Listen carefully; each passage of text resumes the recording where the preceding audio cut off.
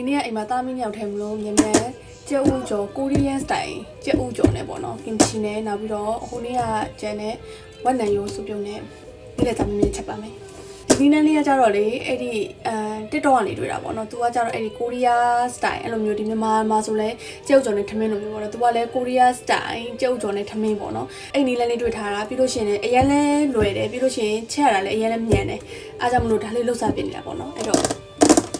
သုံးတာကတော့ပဲစီပေါ့နော်သူကဘာစီမဆိုသုံးလို့ရတယ်ပြီးရင်ကြက်ဥလေးကိုခောက်မယ်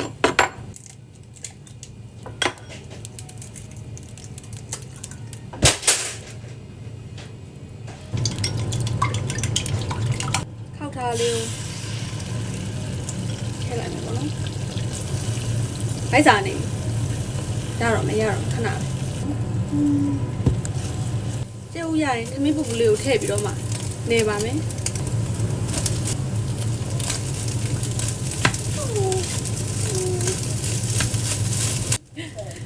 ဒါလေးထည့်မလဲဆိုနှမ်းစီလေးထည့်ပါမယ်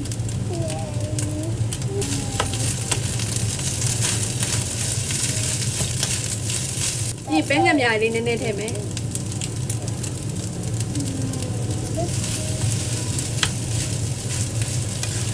ပြီးပါပြီဒါပါပဲနည်းနည်းလေးနှမ်းစီအနဲ့လေးပုံပုံလေးလိုချင်တယ်နည်းထည့်ထည့်ခဏစီက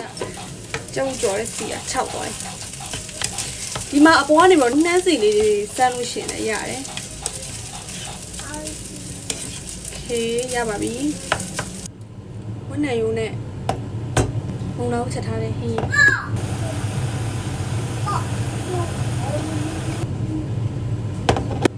ဒီကင်ချီ